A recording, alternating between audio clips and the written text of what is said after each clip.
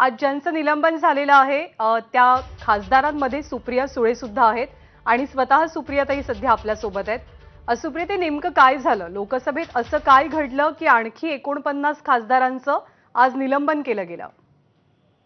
दडपशाही आहे, दुसरं काय. लोकशाहीच्या मार्गाने आम्ही सगळे निवडून आलोय आणि या देशात दडपशाही सुरू झालेली आहे.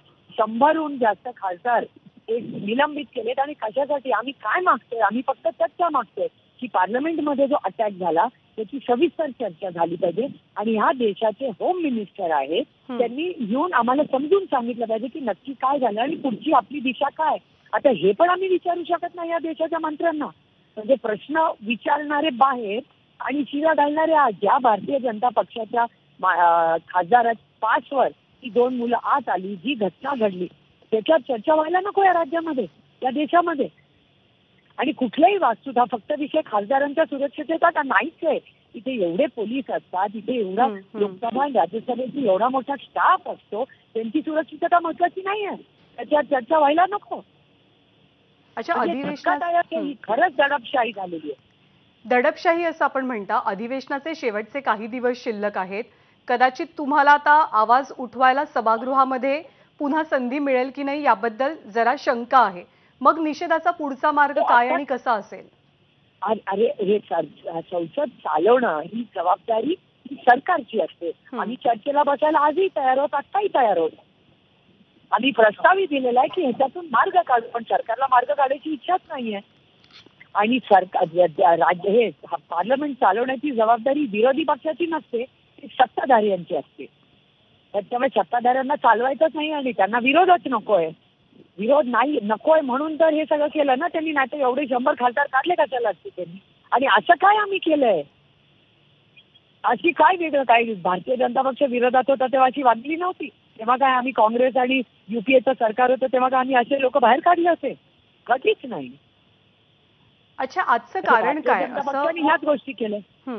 आजचं कारण म्हणजे त्यांचं म्हणणं आहे आम्ही घोषणा दिल्या आणि आम्ही चर्चा मागितली आणि आमची एवढीच विनंती आहे की ह्या देशाच्या गृहमंत्र्यांनी येऊन सिक्युरिटी आणि या सगळ्या विषयावर चर्चा करावी, एवढीच आमची मागणी.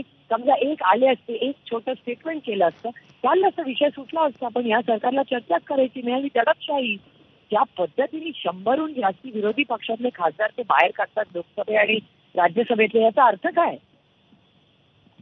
याच्यातूनच बघा का त्यांना चर्चा करायचीच नाहीये.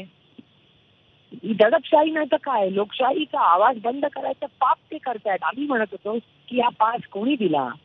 कुठल्या भारतीय जनता पक्षाच्या खासदारांनी सही केली? कोण त्याचा पीए? काय झालंय? ती माहिती नको द्यायला या देशाला. आणि हा एकट्या खासदारांचा विषयच नाही. पार्लमेंट ही देशाची निर्णय घेणारी एवढी मोठी वास्तू आहे, त्याच्या सुरक्षितेमध्ये एवढी मोठी घटना होते. देशाला उत्तर द्यायला नको या देशाच्या गृहमंत्र्यांनी. अच्छा, शरद पवारांनी सुद्धा माहिती मागत होते. शरद पवारांनी सुद्धा आज उपराष्ट्रपतींना एक पत्र दिलंय की घुसखोरीबद्दल म्हणजे माहिती एक तर दिली जावी आणि खासदारांचं इतक्या मोठ्या संख्येने झालेलं निलंबन, त्याचे काही अपडेट आहेत का? त्याच्याबद्दल काही उत्तर मिळालंय का? राज्यसभेचं मला माहिती नाही. मी सकाळपासून लोकसभेच्या कामात व्यस्त आहे.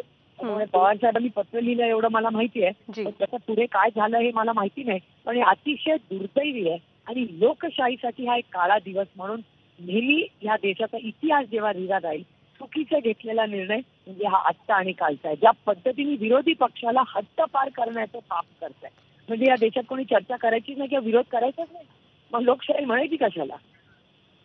आणखी एक मुद्दा, जनाईचे इंडिया आघाडीच्या बैठकीच्या निमित्तानं सगळे विरोधक दिल्लीमध्येच एकत्र आहेत. एखादी बैठक घेऊन निषेध नोंदवण्याचा काही विचार आहे का? सर्वजण एकत्रित या मुद्द्यावर नाही 3 वाजता आम्ही भेटणारच आहोत. आताच आम्ही पार्लमेंटमधून बाहेर पडतोय. या सगळ्या गोष्टीची माहिती घेतोय. काल झालेले सगळे सस्पेंडेड मेंबर्स आम्हाला आज भेटलेले आहेत आणि त्याच्यावर चर्चा चालली. आता आम्ही 3 वाजता आमची इंडियाची मीटिंग आहे, त्याच्यात अर्थातच याची आम्ही चर्चा करू. पण ही दडपशाही आहे, लोकशाहीचा आवाज दाबण्याचा पाप आज दिल्लीमध्ये होतंय. अतिशय दुर्दैवी आहे. म्हणजे मी तर काही इमर्जन्सी पाहिलेली नाही, मी फार लहान होते, पण ज्या गोष्टी इमर्जन्सीमध्ये ऐकल्यात तसंच व्हायला लागले असं दिसतंय आपल्याला देशामध्ये.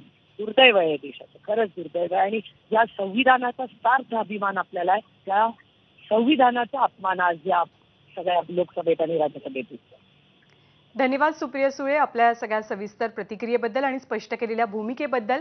आज पुन्हा एकदा लोकसभेतनं 49 खासदार